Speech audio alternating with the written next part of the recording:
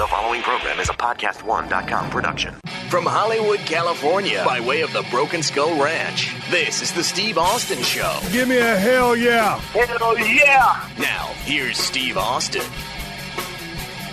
Chavo Guerrero Jr. is my guest today here at the house. We're about to talk about Glow, wrestling, and a lot of other things, just shooting the breeze.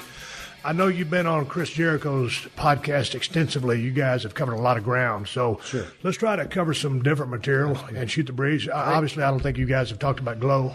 Not really, no, man. We kind of talked about right before we started doing the second season. We weren't even knowing if we were picked up yet. So we just kind of shot the shit a little bit. And, but we had to start talking about, the Guerreros and how crazy my dad was and stuff. But hold on, let's get a cheers on this. We got some Broken Skull IPA right here that I've been hearing so much about. And well, see, it was interesting when you came by or just walked in the front door. You said, "Man," he goes, "I want to try your beer. I was going to bring some," and I said, "Man, you don't like no IPA."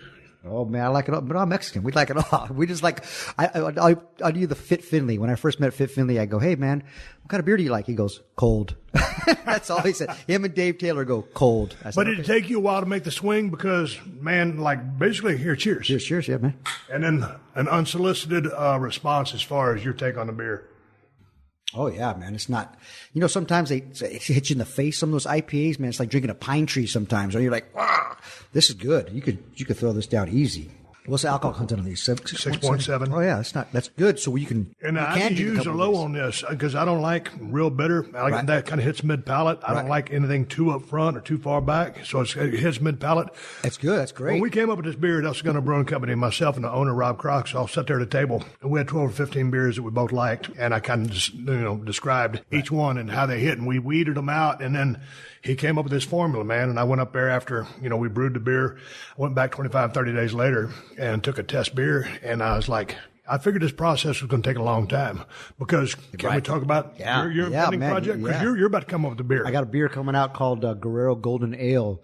And that's the working name right there, right? So and it's like a blonde ale, but it's also called a golden ale. And the reason I went that way real quick is with IPAs and all that stuff, you start limiting your market. And you know much more than I do on this, but you start limiting your market, and they say something like the IPA market is only like 5%. So you have all these companies trying to vie for that 5% now, as opposed to a lighter beer that everybody drinks is more like a 75%. So I don't know. Dude, you do the numbers. I mean, Bud Light's the number one selling beer, right? Probably in the world, but definitely in the United States. I think over Coors Light. The Coors Light is number 3. I think Miller Lite's number 2. But Bud Light is number 1 by a landfall. Wow. So, yeah, to your point. A lot of Mexicans over here, we're taking over, man. Drinking Bud Light, man. But you know what? I think Modelo was ahead of Corona and Tecate. Really? But I would think that Corona was on top. But I'm a Corona Light guy. If I'm drinking light beers, then I can just if I'm at the river, I'm throwing down Coors Lights like crazy. You know what I mean? But that's your go-to flavor? Yeah. Come on, man. I've been a Coors Light since I was in high school, man, for sure. Dude, I drink a ton of them. That's Coors Light. You throw them down, man. But if I'm going to drink if I want to drink 20 beers, I'm drinking Coors Lights. If I want to drink 8 beers, I'm drinking Corona Lights. If I want to drink 1 or 2 beers, I do an IPA or something to that effect. The thing about these are 22-ounce bombers. So, I mean, it's almost 2 beers, and it's 6-7, I don't know. You were around. You're a little bit younger than me. You're 47? 47, yep. So, do you remember when the ice beers came out? Mm-hmm. Yeah, Bud Ice. They had Miller Ice. What was the other one that was real big? Goddamn. They all had ice. I was in Georgia at the time. Oh yeah, they all had ice. And they were about 5.5% alcohol. Yeah. And all of a sudden, you go from drinking a light beer to those ice beers, a little bit of a kick. And so for a while they hit, but then it was like everybody kind of went back to light beers because, like to your point, they wanted to drink 20. And be able to kind of still function. I don't want to say drive. Sure. We've been there and did that probably a few times going up and down the road. That was not me. Throwing beer bottles out the side of the road and hitting the signs. That was not me. Actually, I grew up traveling with my dad and some of the guys back then. And bro, just what they used to do, man, they would never stop drinking. Harley Race and those guys, you just kept their beer full. I was in the back as a kid, and every time I saw them finish a beer, that was my thing, give them a new beer. That was the thing when Vader was riding with Harley Race. Yeah. The rule was Harley always drove, and Leon rode shotgun. Right. When I hitched a ride, I was in the back seat. But the rule was, by the time Harley had finished the beer, and it didn't take him long, crushed it and dumped it out the window or handed it to Leon. He had to have another beer popped open, tab, opening turned in the right spot to hand to Harley, or there's going to be hell to pay. I mean, this is just according to... Did he do the tomato juice with it? No, because we was flying down the road. Because now my Uncle Mondo will tell me that when he worked with Harley one time where the main event guy didn't show up and my Uncle Mondo was green the business. And he looked at my Uncle Mondo and goes, I want to work with the kid there. So he worked with him and goes, kid, you're driving with me to the next town. And he said the whole time, back then the speedometers only went to 85. So he had it pinned. He didn't know how fast he was going because it was pinned the entire time. And every time Harley's beer would run out, he'd pour a little bit of tomato juice and the whole beer. Here you go. He had it going from the whole time. So what was doing tomato juice? I never really got into that. I like that because it's like it's a good hangover beer. Because it's in Mexico or this Mexican culture is called a michelada. So now you can buy those. It's almost like a Bloody Mary mix, but it's got all the stuff ready to go. You just pour a little bit in your beer and it's sometimes a Bloody Mary. Like I can have one. Two, sometimes too much for me. Right. But you just throw a little bit in your beer, and it's a good hangover cure. You just start drinking, 3 or 4 or 5 of those, you're ready to go again. So where are you at with respect to your beer? So have y'all done? Y'all got a formula? Because going back to my story, when we brewed this, dude, I went up there and tasted it twice. I said that's it, and I slept on it, and I said that's it. It's not heavy. It's not. Sometimes with the IPA, man, it knocks you, hits you in the face, which I like if I'm going to drink one. Right. But it would be hard for me to swallow this whole 22 ouncer. This is really good, man. I'm just not telling you that. Guys, for real. It's great. I could drink many of these. So when I went up there, and I said, okay, man, we'll do this one. But I thought, man, it's going to take 7 or 8 times to go through this, brewing process to get the right beer. So where are you guys at? So far, I've gone to the brewery. We've taste tested a bunch of different beers. I've narrowed it down to the beer that I like, that we think, not just that I like, but everybody's really going to like. It's kind of like a compromise, like a marriage. It's a good compromise, you know what I mean? Right? But, so we went, and so now we're just deciding if we want to throw, what's really getting popular now is beers with a little of a fruit hint in it. Not too much, you get like grapefruit IPAs that I like and stuff, but those are good. It's just got a little bit. So we're thinking of maybe we might call it Gory Bomb because my grandfather Gory made the Gory Special, and I turned that into the Gory Bomb. I don't want it to be too much of a wrestling beer, you know what I mean? But we're still kicking it around, so we might throw a little hint of an orange, something like that in there. We're not sure yet. We're gonna play with it a little bit. So that's where we're at. We're very close. Like I could just pick that beer as the way it is now because it's awesome. And then we'd, just sign some on the dotted line, basically. Don't try to put 10 pounds of shit in a 5-pound bag. Like a match? Yeah. How many times you said that? Right? It's going on more and more and more as we continue to watch the business evolve. Hey, man, you were talking about Gory, and we were walking down the sidewalk to get these beers out of the crib. Dude, what kind of pressure was it coming from just, y'all, the Guerrero family is one of the most famous wrestling families in the history of the business. Was there any pressure on you? Because I know that you would wrestle Eddie, like during intermission, a lot of shows way back in the day. And Eddie actually went to college. Did you go to college? Because I'm asking you, how did you know that this was what you wanted to do? Everybody else is doing it in your family. So the first part of the question, yeah, there was some pressure for sure. As a kid, no, we had a wrestling ring in the backyard. I grew up with my grandfather's promotion. We've sold tickets, sold popcorn, sold 8x10s, set up the ring, traveled. To us, it was fun. This was what we did. It was great. There was, me and Eddie loved wrestling. We loved it. That's all we had like I said, a wrestling ring in the backyard. We learned how to walk in a wrestling ring. Then the summer before my freshman year, me and Eddie must have been a junior, going to his junior year, maybe it was senior year. We traveled, my uncle Hector and my father were tag team for Dusty at Florida Championship Wrestling, FCW. So we traveled for the entire summer we spent with those guys. And Man, when I tell you, we loved wrestling before. After spending, they took us on the road. They took us to the bars. They did everything.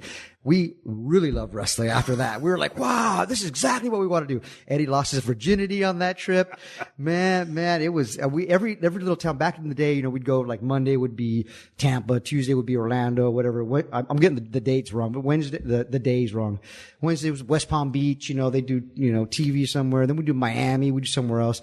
So, you know, he and I would travel everywhere. We'd have our little rats in every little city, you know, and I had my little 12-year-old, 14-year-old rats and like meeting them. Hey, how you doing? And, you know, I'd make out with one in every little place. I was like, wow, this is what it's like, you know. And then, you know, we'd go in the bars, man. We'd travel in this place. And if I had to pull over to take a piss, you know, Mike Davis would look at me and say, nah, we don't do that. Piss in the water bottle, I mean, the Gatorade bottle, kid. They'd never stop to eat afterwards. Because we had 300-mile drive back. So we'd stop at the 7-Eleven or the gas station and we'd get beef jerky and a hot dog and a bunch of beer and we'd get the Gatorades and just start driving, man. We fell in love with it, man. It was pretty awesome.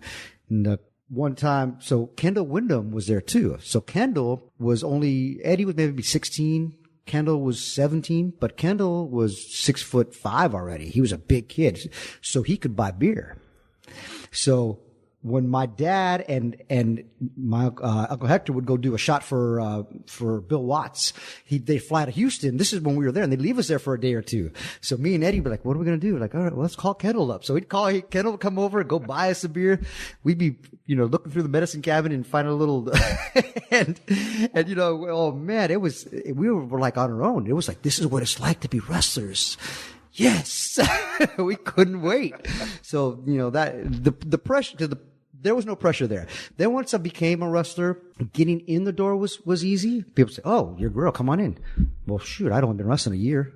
You know, I mean, I've probably had 20 matches. And next, you know, I'm in WCW. I'm like, really? And then they're comparing me to Eddie, who they're comparing to my father, who they're comparing to my grandfather. And it's tough. That's really tough. But it was like I learned on the job, and it was a lot of sink or swim for sure. And, you know, you're getting beat up a lot. You get beat up so much that you get tired of being beat up, and then you start fighting back. And so my teachers was Benoit, Eddie, Malenko, Finley, Regal. Then we had the next. Jeez, that's like a who's who of people that can train you. Yeah, then we had, I mean, those guys would beat me up every single night. Then we'd have the next generation that was like, we'd have like the Arns and the Hennings and those guys, like the Rudes and those guys. Then we'd go to the Arns and the Flairs and stuff. And then after that, we'd still have other guys like Dickie Slater and those guys. All those guys. I was working with these guys, like 4 generations of people. Colonel Parker was there and telling us all the old stories. And there was, you know, I had Booker T, and all the locker room was incredible back then. We just missed you. You had just taken off, right? I think when I first started there, you hadn't hit it hot. You weren't, I think you were still the ringmaster. Yeah. Or maybe you were just killing in ECW. One of the two. And, man, what a time to be. I was just talking to Booker T about this the other day. What a time to be wrestling. So anyways, we get wrestling, and first I'd have to pay for a lot of my dad's mistakes from a lot of the guys that, you know, they wronged. You know, he'd get me in the ring and they'd be like, certain guys like, Scott Hall, I love him to death, but he lit me up real good. And that boy's got some hard chops and he's known for that. Man, he chopped me so hard. He literally like, not just welts in my chest, but cut my chest with his hand. And afterwards I was pissed. My Uncle Hector looked at me and goes, yeah, welcome to the business, son. Because we do that every night. And I was like, wow, I didn't know it hurt so much. But then after that, man, you get your butt kicked enough and you're like, well, then nothing hurts anymore. The Steve Austin Show. The Steve Austin Show. You own or rent your home? Sure you do. And I bet it can be hard work. You know what's easy? Bundling policies with Geico. Geico makes it easy to bundle your homeowners or renters insurance along with your auto policy. It's a good thing, too, because you already have so much to do around your home. Go to geico.com, get a quote, and see how much you could save. It's Geico easy. Visit geico.com today. That's geico.com. But so then you're third generation. Mm-hmm. Third generation on both sides. My grandmother met my grandfather because she went to see her brother wrestle and then saw my grandfather and fell in love with him. And all of his brothers were wrestlers, and his brothers' kids and his kids were wrestlers. So on both sides of the family, there's 25 wrestlers in the family. Yeah, that's crazy. Yeah. This seems to be my observation, that a lot of second-generation guys, or third-generation, there's not as many, second-generation guys, in most cases, just seem to absorb the business or have a better understanding of it, or they're more natural to it because they've been around it so much and they've just been observing it if they haven't been in the ring, but just being around it and understanding the dynamics of it. I see that for sure. Now, there's a lot of second and third generation wrestlers that are out of jobs that never made it. Correct. You see a lot of those guys. Me and Fit Finley, I use Fit Finley a lot as a example because he's a third generation wrestler. Dude, he takes the business. You and I take it serious. Yeah, I would venture to say he's probably more serious. And dude, I'm about as hardcore as you can get, but he's definitely serious about the business. It's way of life. We talked about it a lot, man. It's real to us. It's not just the work. It's you in the ring. It's real. I remember my dad, when I was a kid, telling me, God, I feel the pain, man. When he was kicking my leg, I feel that pain. And I'd be the same way. I'd be in the back after selling my leg in a match, and I'm still limping. And they're going, why are you limping? I'm like, I'm okay. Never mind. I'll keep selling it. So me and Fit Finley were talking, and Dave was like, sometimes there's things that I know in the business, and I don't know how I know them. I just know them. And there's a reason that when I went to Lucha Underground, so you didn't know that I'm a producer on Lucha Underground. Yeah. So when I went there, and they didn't really know wrestling, and all of a sudden I'm telling the camera guys how to film this. Now, this is all from watching WWE and watching Vince and Kevin Dunn and all those guys do their stuff. And I was a very quick learner by watching. I was telling the camera guys how to film this, the director how to direct it, the seamstress how to sew the costumes, the tights, so that, you can't have a spike on the knee because you're going to kill somebody, and then your ring is set up wrong. Your, all these different things, your mats are wrong. You only have 4-foot mats.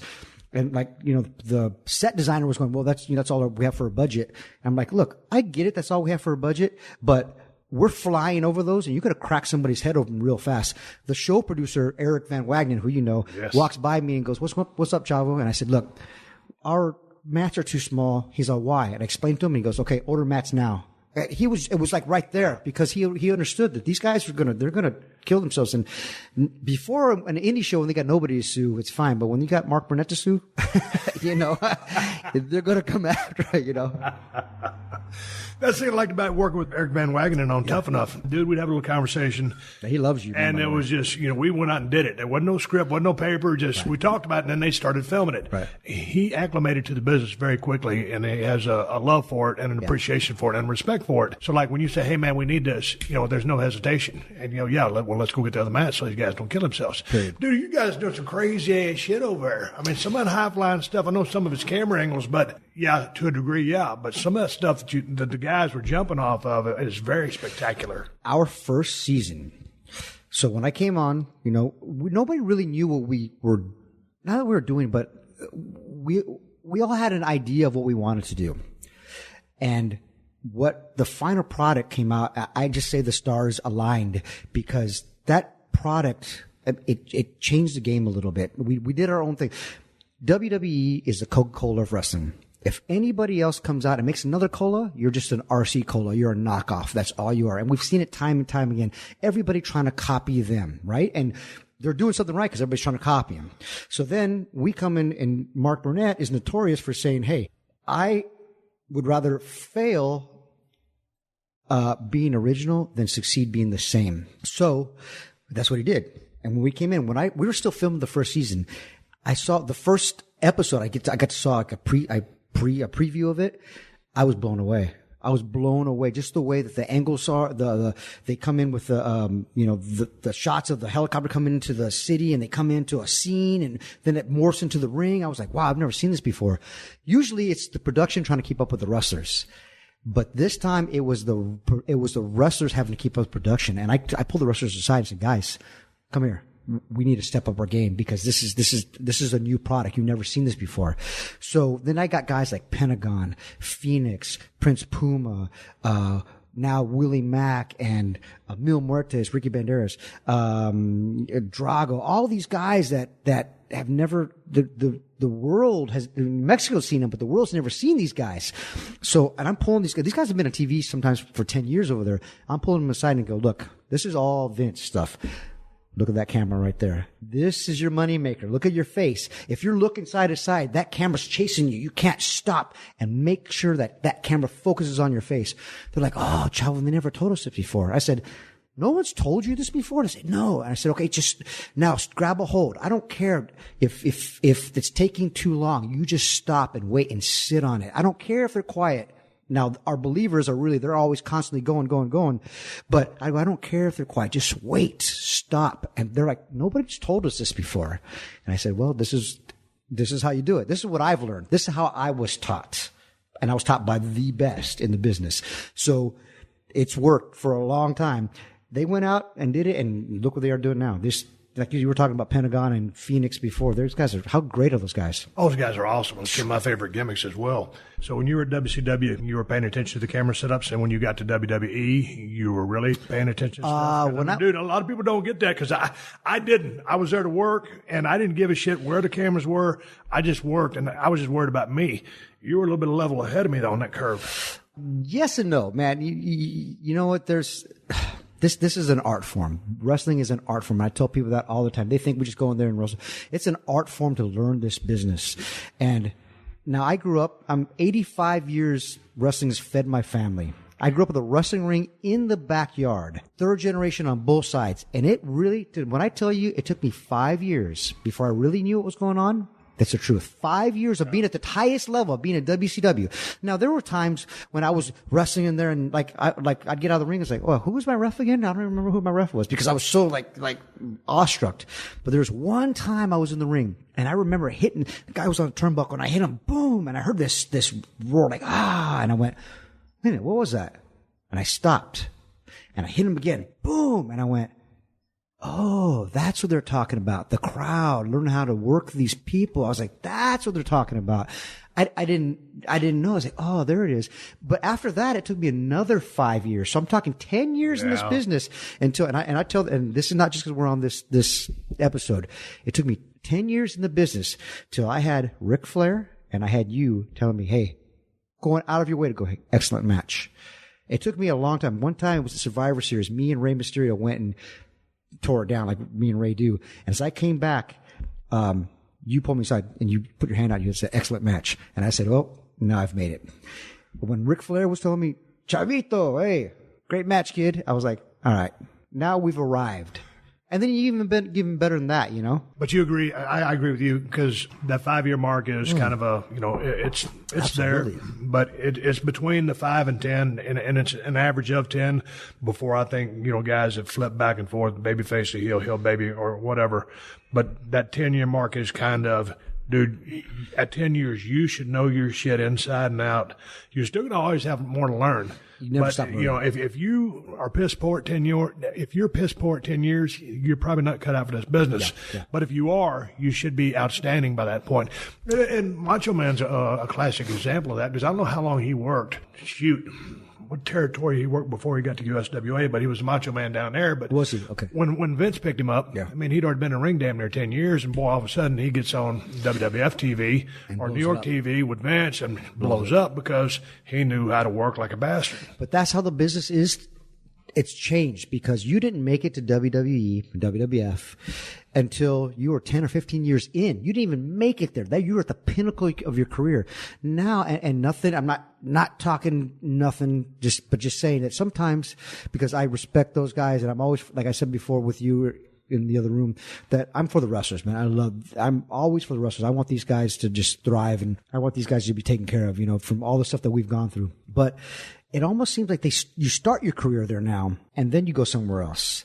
You start in there like, you go down to NXT or you get trained, you're a bodybuilder or a football player or whatever you are. And then you get trained for a couple of years and then you make it to the big time and you stay there for a couple of years and then you leave. It almost seems like that's the way it's happening. But so there's something, we're missing a step.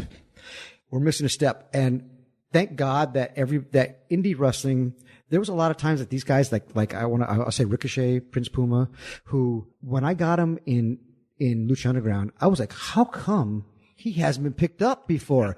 And they're like, oh, well, they passed on him. I'm like, what? Are you kidding me? Willie Mack, Brian Cage, all these guys. I'm like, what do you mean they passed on these guys? I'm like, but you know, when you're up there, you always think, well, they got rid of this guy, but they kept this guy? Like, how did that happen? I was always a huge fan of A-Train, Prince Albert, Baldo. When they let him go and he went to New Japan. New Japan, I was like, oh yeah, okay, there's a 320 pounder who can work, who doesn't mind putting people over and doing business, and yeah, we'll go and let him go. And I was like, well, how could you let this guy go? That guy's golden. Like that's who you build your company around. But it's interesting, you know, when I watch Lucha Underground and watch WWE, man, you know, I love WWE. Absolutely. But, you know, just because they have, you know, 2 live shows, 5 hours of programming right there, 3 hours Raw, 2 hours SmackDown, do they need talent? And, you know, a lot of their people have, you know, that are, you know, making their in-ring debuts, or not a lot of them, but a few of them. They're not ready yet. 2, 3, and 4 years, or even sooner than that. And dude, when you get your number called, it's like, you know, when I got called up from USWA and went to WCW, and I'm working with beautiful Bob Eaton, one of my favorites of all time. And so underrated and underappreciated. If you don't know anything about Bob Eaton, you don't know shit about wrestling. That's right. I couldn't lace his boots, so I took a TV title off of him. So, you know, what I say, hey man, I don't think I should beat Bob Eaton, you know, because I'm not good enough. So what are these kids supposed to say? Yeah. You know, hey, they're giving you a push, so you take that opportunity. You take what you got, because you don't green is green, you know, so you got to do what you got to do. Absolutely. But you know, when you watch that Lucha Underground stuff, like that Mil Muertes, I don't know how long he's been, but man, I love that guy's work. He's aggressive, mean. I got him, and he'll tell you. So Ricky Banderas has wrestled for a long time. From Puerto Rico, wrestled in Mexico as El Macias and stuff. And I wrestled him before Lucha Underground was even a thought. When we got him over here and they put that gimmick on him, I looked at him and I saw his first match, and I looked at him and said, no, come here. I go, bro, you do what you want. This is my opinion. But you are, and I always bring up Taker and Kane, because I go, you're a monster. You're not real. You can't kill you. Your name is Mil Muertes. You're man of 1,000 deaths. They can't kill you. So don't put a rest hold on somebody. Don't grab a hold. Just beat them up. I see you. When I see your mouth open up, I see bats fly out of your mouth. And he's like, oh, wow, I love that, Chavo. Okay. So every time he'd come to me like, how was that? And I said, more. Kill him. Apologize later. Kill him. And they're like, okay. We're doing business, right? You're doing business. You're building company. And then every time I see the guy, he hugs me and kisses me. He goes, Chavo, you made me. Now I didn't. I just gave him advice that I learned from other people. Yeah. But dude, that's the thing. You got to have that advice handed to you, or, you know, someone to solicit or offer it to you. Man, Absolutely. I came in just riding down the road and all the cars that I've been in, you know, with the veterans, man, I'd be, you know, picking their brain, whether it's gorgeous Gary Young or Maniac Matt Bourne or all these other guys, or Danny Davis down there. Man, why'd you do this when you did it? Well, hell, Steve, here's why. And, you know, it's stuff like that, or riding down the road with Skandar Akbar and Bronco Lubitsch, the old referee. Bronco Lubitsch, yeah. Riding in the back of a Delta 88 with velour interior. And, you know, just listen to those old guys just tell stories, and all of a sudden you start absorbing this shit, and it's like just, you're a sponge, a dry-ass sponge, and all of a sudden they just keep pouring water on you, you just absorb it all.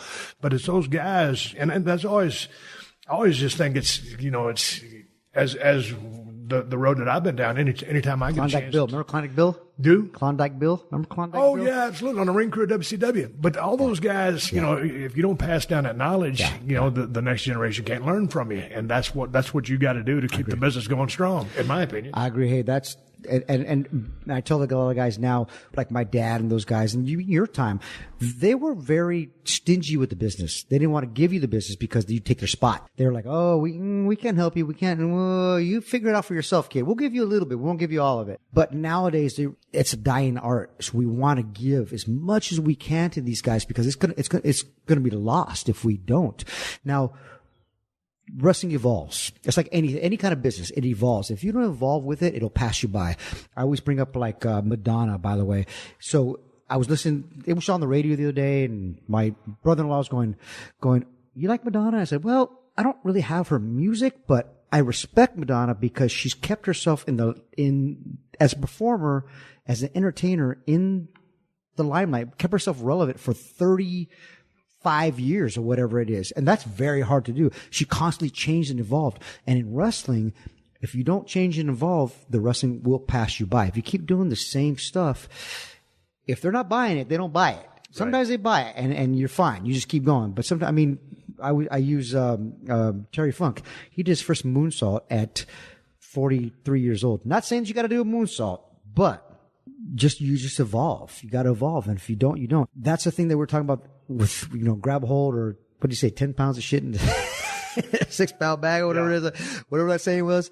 But the business has evolved a little bit. Every match can't be like that, but there's room for some of the matches to be like that. I remember Ricochet, we were talking about him, and the other kid from New Japan, that's the English kid that Will Ospreay.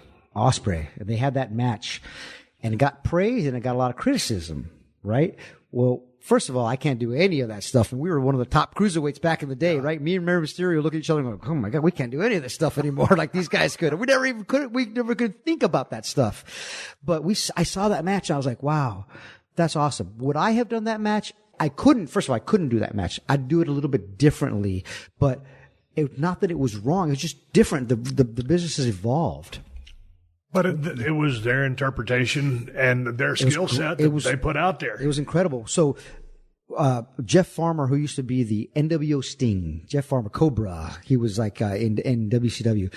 I remember he was great, real cool guy, great guy. But when I first got to WCW, he pulled me aside and he says, the first time Eddie and Chris Benoit worked in WCW, the locker room had never seen that. So they did about an 8-minute match. They got done, and everybody was like, they walked through, and everybody was like, well, did you guys rehearse that for like 3 months or what? I'm like, no, we just went out and called it. What do you mean you called it? Well, we know each other pretty well. We just sit there like, I never done it. And Terry Taylor kicks the door down and goes, that's how you work, guys. That's how you do it. And they said the business changed, right? When that happened, literally when I got to WCW and all the cruiserweights were doing stuff, I remember seeing Kane do a Hurricanrana or a head scissors, and I was like, okay, well, now this business has definitely changed for sure, Not that he's doing those all the time, but I saw him do one with a big guy. I don't know if it was Midian or somebody, somebody like that, and he did one. I was like, wow, it's changed. The Steve Austin Show. The Steve Austin Show. Support for this podcast comes from Pluto TV. Need an escape? Drop into Pluto TV for a world of free TV. Stream hundreds of channels and thousands of movies and shows, all for free. Yeah, free. No subscriptions, no fees.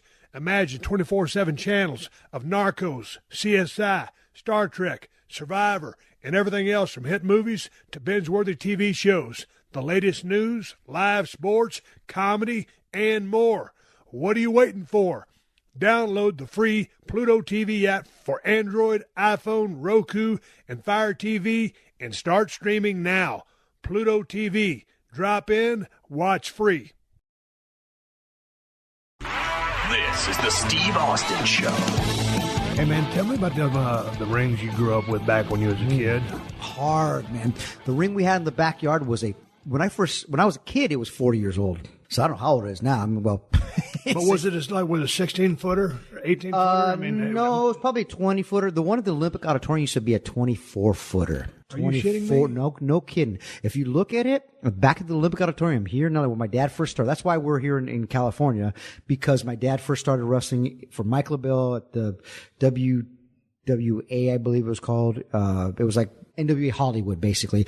It was like Freddie Blassie and John Tolos and very, very young Roddy Piper and Victor Rivera. I could go on and on. But that was a 24-footer back and forth. They said they'd get so blown up going back and forth. And they said, gosh, dang, are you kidding me? Like, really? Our rings, we had a few different rings. So my grandfather had like 3 different rings. He had the portable 16-footer. And then he had the one in the backyard was like a 20-footer. That's about, pretty standard, 18, 20. That's what WWE's using. We use 18-foot in WCW. Yeah, 18 and then 20. Yeah, right. That's kind of the standard in it because you can transport it, but you can work in it actually. 16-footers are too small sometimes. If you tag a 16-footer, forget it. You just can't even. Dude, the thing about the 16-footers, let me jump in here. We used to work those tent shows when I first went to WWF. Yeah. Back in 95 and 96, and I was working with Aldo Montoya, PJ Polaco, whatever gimmick he was working at the time. And man, the thing about the 16-footers was because they're so small. You got to really work hard to blow up in a 16-footer. Or you got to really be out of shape to blow out in a 16-footer. Because, you send somebody into a reversal, you're already at the damn ropes. Step or two, yeah. And so it's just, and plus, they're not like a trampoline, because I hate when people compare a ring to a trampoline, but they just got that just set. The whole square. The sweet spot. The sweet spot. Sweet spot. The whole ring is a sweet spot. Because in an 18-footer and a 20-footer, you damn sure want to find a sweet spot. But in a 16-footer, the whole thing is. Yeah. So those things were just a blast to work in. Plus, the acoustics, I don't know, but between the iron, the wood, and everything, just. Those tent shows in like the Hamptons and all those. Remember those places? Cape Cod. Also, yeah, man. I remember that's a good story. We were wrestling in Mexico somewhere. I think it was Tijuana, and it was me, Edge, and Randy Orton against Rey Mysterio and DX, who was Shawn and Hunter. So we wrestled in there. Me and Ray had the big angle. So what was cool is that Hunter comes to me and goes, "Hey, do you mind if we all put our finish on you and beat you?" I'm like, "No." I'm like, "Wait a minute, it took 3 of you guys maybe?" "Yeah, absolutely. Great." But nobody told me that it was a 16-footer. So when I got in the ring, I was like, okay, first of all, I'm in the ring with Triple H, and, I don't care where you're at. You're like, okay, all right, you gotta bring my game up a little bit here, right? And I'm looking around and like, something's off in the ring. And I see guys get in the ring doing stuff, and I'm like, what's off? Why is this? I'm looking around the crowd. I'm like, what is different about this? And then I got in the ring, and somebody shot me off, and I hit the rope, and all of a sudden, I ate an elbow really hard, because as soon as I turned around, the elbow was there. Boom! And I went, oh, it's a small ring. That's what's different about this thing. I said, okay. Then I adjusted it, but I kind of was like, no one told me, and I was like, it just, sometimes you see something right in your face, and sometimes you don't see it, and I just didn't see it, and I was like, oh, that's what it is. But that was a good. Dude, I can only imagine working in a 24-footer, because when you're adding 4 feet to the WWE size ring, can you imagine that?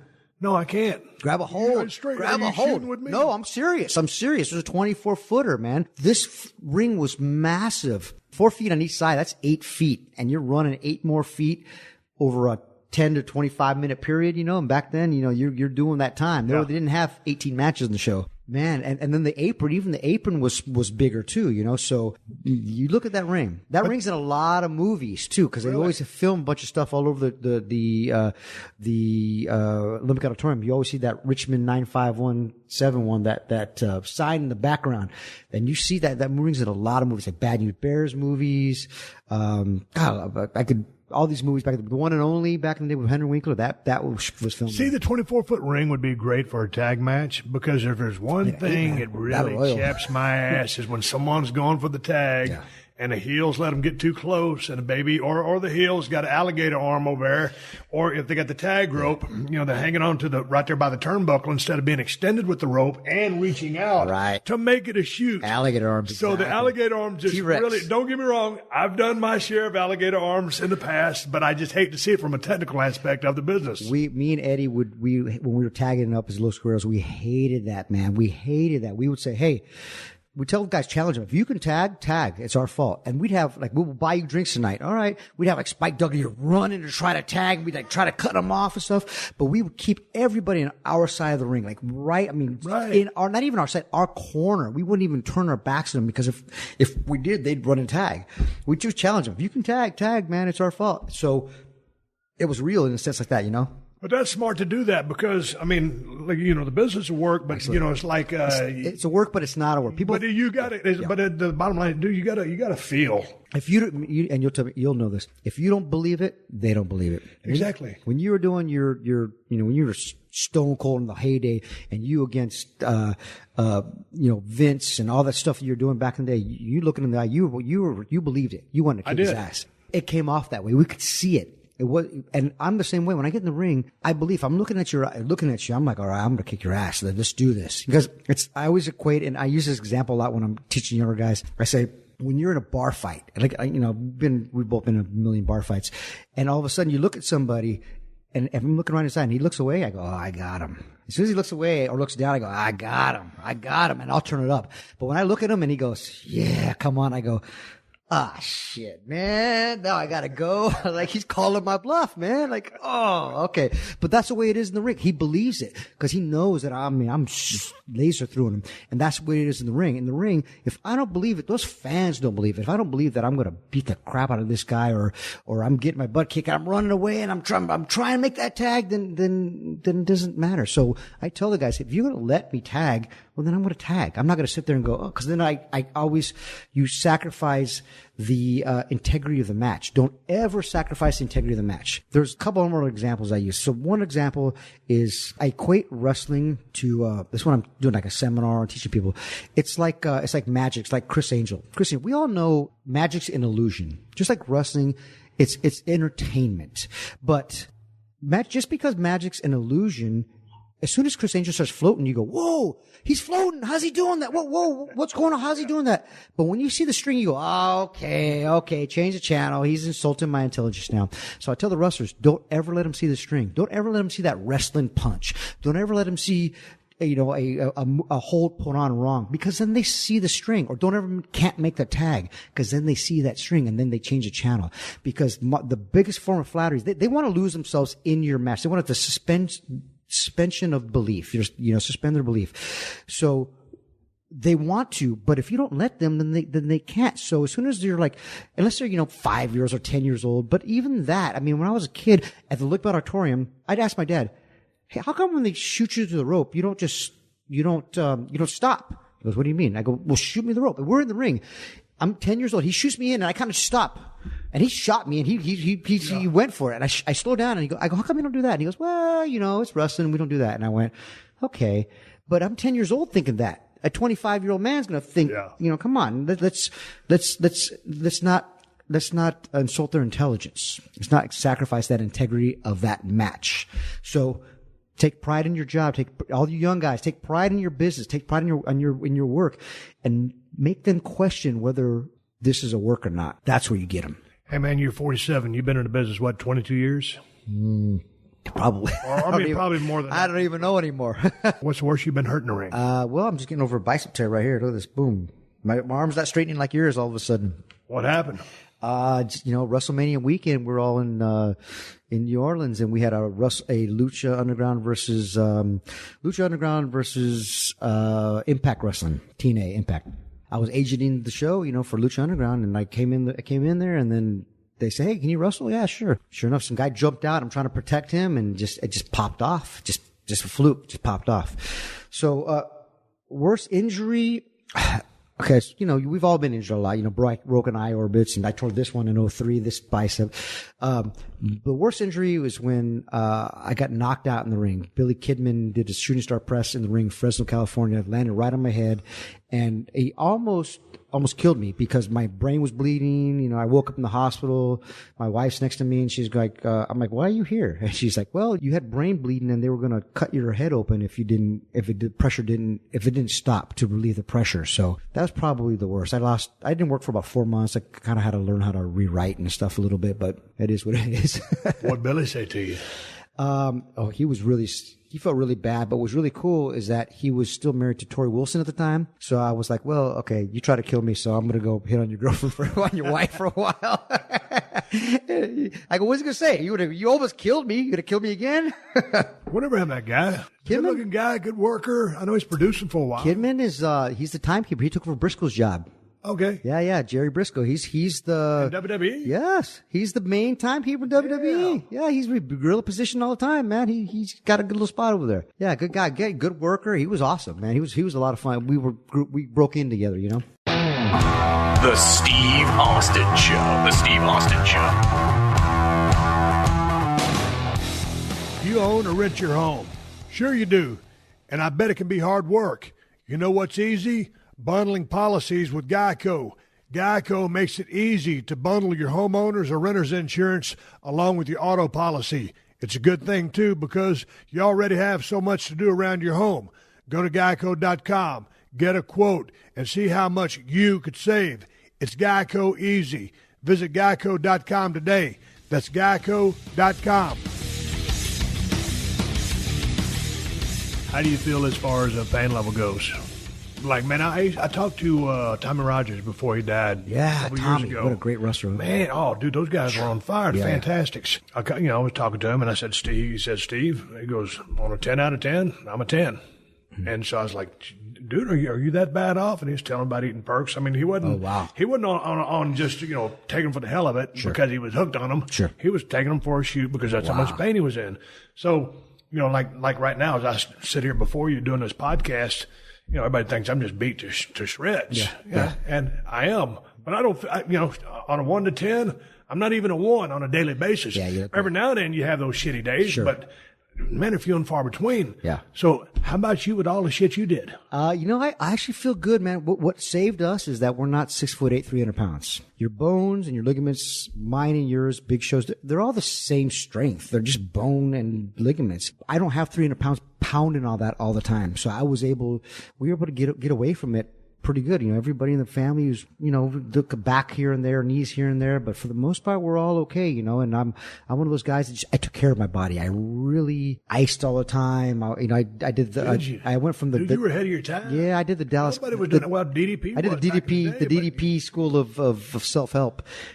We used to joke that in WCW, his merchandise would have been was a ice bag with DDP on it because he'd be on the in the plane. And I love DDP to death, but he'd be on the plane with like 18 ice packs on him and tell him the flight attendant, "Hey, can you get me more ice?" And she's like, they only have so much ice on a plane, right? And she's like, son of a bitch, this guy really is like, fill all these ice packs up. It's like, dude, this guy's got some nerve asking you, hey, can you go give me some ice? And he's got an ice pack on every joint on his body. And I used to tell him because it was me and Mick Foley rooming with him. He'd walk around the room naked with all these ice packs on him. Well, he was like 80 years old back then. he'd lie and say he was 45, but he was like 80. I'd have a bunch of beer. I'd have a bunch of ice from a beer, but all the damn ice would be in, in baggies on his damn joint. So I just put a beer on his arm and then go get it when I needed it. Exactly. Right? So you feel pretty good. I feel good, man. I'm thank God, man. I'm still, I don't wake up in pain. Now there's days, like you said, there's days for sure, but it is what it is. And, age has a lot to do with it too. You don't heal as fast. Like this bicep's taking a lot longer. But what are you doing with your workouts now? I mean, because you're staying active, you look good. I mean, you're obviously still in the gym. So I just started working out again. I was on the margarita diet. The margarita diet. We were talking about Broken Skull Ranch margaritas. No, I was training hard. And right before I got hurt, I was probably the best I ever looked, man. I was jacked. I was veiny. I felt awesome. And then you got hurt. And so I started sitting on the couch for a little bit and, and I like to eat. So we're eating, hanging out. So I just kind of started training again, probably the last 2 weeks, So I feel good, I mean, when I go in the ring, I'm going to go in the gym. I train hard. I train smart though. I don't train real heavy. I just get in there, I kill it. I'm in there for about 45 minutes to an hour and I get out. And I'm there about 5 days a week. Just boom, I hit it. You hit a body part every 5 days or what? I play off how I feel. Sometimes I'll do a back and buys. If I only got a little time, I'll just hit shoulders real quick. It just depends. I'm one of those guys that's lucky that I don't have to do a lot of legs because they just grow faster. And you're probably the same way, right? Yeah. They grow a lot faster than the rest of my body. So I'm kind of like, that takes a whole body part that I don't have to do all the time, So, I'm a chest and shoulders guy, and then I'll do arms one day. And then, if I get real, enthusiastic, I'll throw some abs in there, but back for sure, So what are you doing with your rep range? I don't go less than 4. I don't ever like a 1 rep maximum. I'm not trying to gain size or strength anymore. I'm usually I superset everything. I try to get a 10 rep range. If I can hit more, then I'll hit more. But I'm usually about 10. I do everything to failure the way it goes, but it's usually about 10 reps. Until I can't do it, I'll stop, drop the weight, and hit it again. I don't have to do too much anymore. So as a kid, I didn't have to do a lot of cardio. Now I have to do more cardio. But it was hard for me to gain weight back then. Now I keep my size, no problem. So like if I'm doing chest, I'll blow it out with a bunch of push-ups first and get my chest activated. And then whatever I'm doing is just repping it, it's pumping out. If I'm doing back, I'll grab like a 65 pounder and rep, 20 on one side, like bent over rows, 20 on one side, 20 on the other, 15, 15, 10, 12, 10, 10. And after that, man, now it's like I'm jacked, I'm pumped. And now I'll do another 12 exercises, but everything is just, I'm done. I'm out. That's kind of what I'm doing. Like as far as my pressing movements, I'll start off, like on bench with the $135, but I'll do probably 5 sets, but I'll do them to failures. Right. So then when I start going down to get my 5s in, or my 8s and my 5s, I've pre-exhausted everything. Yeah. So the ultimate weight is not that much. Right. But it feels like a lot. You're not trying to gain size anymore. It's different. I'm trying to train smart. I mean, because I got 2 blown rotator cuffs. I had them fixed, but they're not the same. This arm doesn't straighten out. It's all the same bullshit. But I try to kind of, get everything tired before, I tax it with, again, it's not heavy, but it feels heavy to me at the time. It's the way of life. We continually just hit it all the time. I don't ever miss more than a day or two. Even on vacation, I feel bad if I'm not doing squats or doing something, I mean, if after 2 days, today's the 3rd day, I got to do something. I got to break a little bit of a sweat because that way I can drink more beer and I can eat more. But, I just feel like that's just my routine, man. I got to get a little sweat in there. I got to do something, Hey man, last time you competed in, the ring, was that for Lucha Underground? Because I was just watching you versus Ray in the Loser Leaves Lucha match, and that was from I think 16. Yeah. But are you still actively in the ring? Yeah. So besides Lucha Underground, I'm doing Glow also, right? Yep. I want to talk about that because that's why you're here. Sure. So those 2 shows keep me pretty busy. You know, if I throw a 3rd show in there, I'm pretty booked. So I only do maybe 10 to 20. Maybe 10, 12 shows a year. Outside of that, I'll do some indie shows. What's cool is that the indie market basically has changed. We got Comic Cons now. I mean, I did WrestleCon in New Orleans, but what sucks is that we at about 12 or 1 o'clock, all of our business stopped because there was somebody that had a line that was around the building. I mean, that was you. Yeah. So you're banned from WrestleCon, by the way. You cannot go to any more WrestleCons because you took business away from everybody. This is the truth. Like, we were all killing, man, this is great. We're all making great money, meeting all these fans. And all of a sudden, crickets, like, what's going on? I thought I was doing stand-up comedy. So what is happening here? And then all of a sudden, Stone Cold started signing. And I was like, all right, great. I mean, really? All right, cool. No, but just joking. But I still do, some satellite autograph signs here in Comic Cons, and I'll do matches here and there. It just depends. You're not doing the WrestleMania matches, but you're out there and you're kissing babies and high-fiving people and doing that kind of stuff. But did you ever have an exit strategy for leaving the business? Because when I retired, I was 38 years old. When Eddie died, he was 38 years old. That's the ultimate retirement. Respect. Absolutely. Yes, for sure. I love that guy. I was at his funeral. I know you were. So I got out at 38 years of age. I didn't know what I was going to do. I was like about 90% of the other boys. I didn't have a plan. I was sitting there in San Antonio in a gated community, and I was drinking, hunting, and fishing, and doing a lot of stupid shit in any particular order you want to name. Then I said, hey, man, you better take your ass out there to Los Angeles and at least try to capitalize on what name you have left. So started doing some independent movies, and I didn't really like acting too much. I found reality television. I started podcasting, so I found my way out here. Yeah. My point is, I didn't have a plan like most other boys. I just, okay, now, after 3 years of having my thumb up my ass, the R word always sounds good until you get there. And it's like, what do? I still need to pay my bills. I got my monthly nut, all that other stuff. And so now you're still making your appearances, that stuff, and still doing maybe 12 appearances in the ring. And you found producing in Lucha Underground and doing the stuff with Glow, which we're going to segue into, because that's pretty amazing. I was a huge Glow fan, biggest Tina Ferrari fan in the world way back in the day. Yeah, Ivory. But dude, did you have an exit strategy? Were you riding down the road one day and thinking, hey man, once I get out of the business, maybe I should try this? Hell no. We were wrestling. We ate. No, I'm glad to hear that. I'm sad to hear that at the same time. We ate, slept, breathed, dreamed, crapped wrestling our entire lives. It's what we did. Everything I did my entire life was to be a pro wrestler. When I played football, when I amateur wrestled in high school and college, was to be a pro wrestler. And that was it. That's the only thing I want to do my entire life. So when I became a pro wrestler, I mean, that was the best. There was no exit strategy. You just keep going.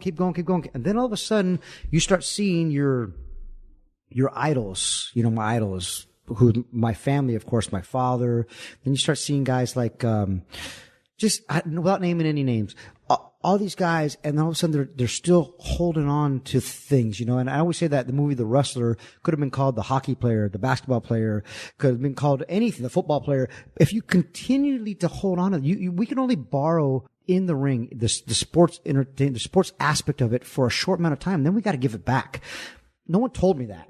It was just like wrestling. Okay. And then we'll go into producing and stuff. And I saw my dad always just trying to hold on to it, man. He was always trying to hold on to it and go back to it. He might have had a degree. He'd become a teacher, go back to teaching and start teaching again. He'd be doing, 2 or 3 years with teaching and pension and stuff. And so on. He'd get a shot. He'd leave all that to go wrestle in Japan. And I was like, Dad, what are you doing, man? He's like, he's that bug, man. You never retire. You never fully retire from the ring. So I just started, there's a time when you're in WWE and when you're being used, and then when you're not being used. Now you're like, okay, now I'm here to help everybody get better.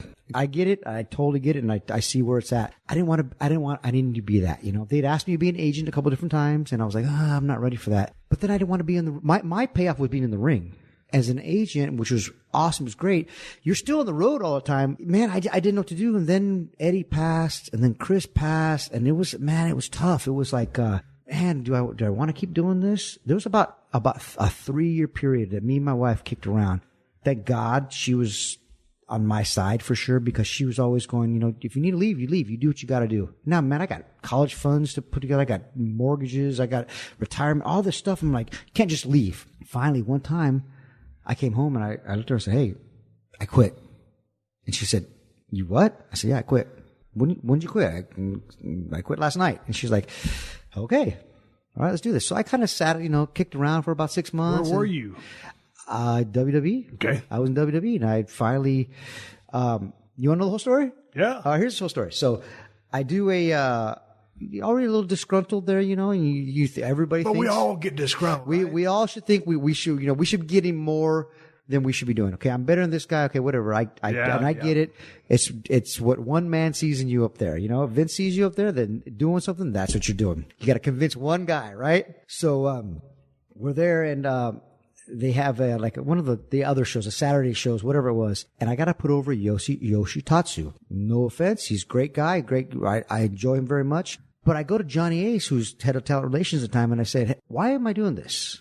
Finally, I start questioning things. Now it's a little late. I should have started questioning a couple of years before. Now I'm questioning. And he's like, well, man, well, Chavo, this show's really big in Japan. And I'm like, oh, really? That's where you're doing that? So are we a Japanese company now? Or are we a world company? That's what I asked him. And he said, well, I get what you're saying. I get what you're talking. And I said, look, man, I just don't agree with this at all. And I think this is wrong. I was already at my breaking point. Yeah.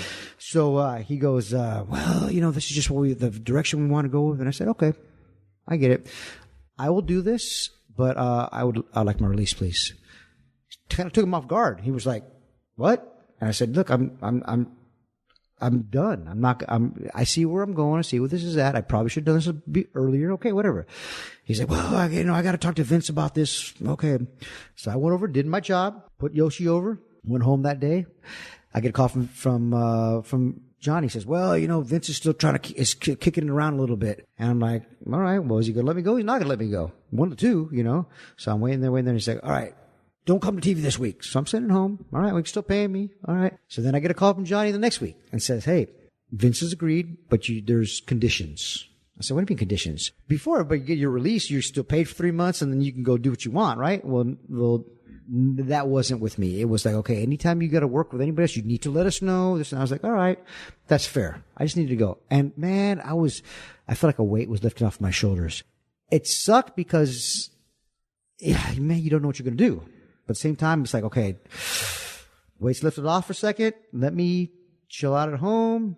Thank God WWE is really cool. We're giving you 3 months to contemplate it a little bit and, get your feet back on your ground. So I kind of sat there for a little bit and I didn't do anything. And 6 months went by and I was like, all right, well, I still got some bills to pay and stuff. All right. I didn't make stone cold money. So I was like, I did well, but I wasn't millions and millions in the bank. When everybody thinks you're on TV, you're all rich, Yeah. So I just sat there and I was like, all right, well, let me go back to work a little bit and started doing a couple of indie things. Got a shot with Jeff Jarrett and did some things in India called Rinka King, which led to TNA. I went to TNA for a year and left there after a year. And then I didn't know what I was going to do. I kind of left wrestling for a minute, and that's when Lucha Underground called in. This has been a Podcast One production. Download new episodes of The Steve Austin Show every Tuesday at PodcastOne.com. That's PodcastOne.com.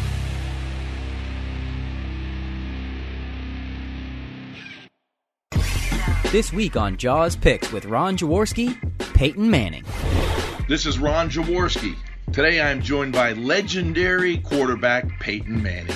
You know, in Philadelphia, Carson Wentz had a run of like 4 years of playing terrific quarterback, and all of a sudden he gets benched. How surprised are you by that? It's probably a good year that there aren't many fans allowed at Philly Stadium. When you agree, you're right about that. Have you ever given thought about possibly becoming an NFL owner or a general manager of an NFL team? I've always envisioned you in that role. Yeah, Josh, I mean, I keep looking for that $3 billion, but I just can't find it. It must be in another account that I'm not aware of. So, hey, I got a C note in my pocket. I'll invest. Okay, perfect. Yeah, we'll form a group. Download new episodes of Jaws Picks with Ron Jaworski every Wednesday and Friday on Podcast One and all your favorite podcasting platforms.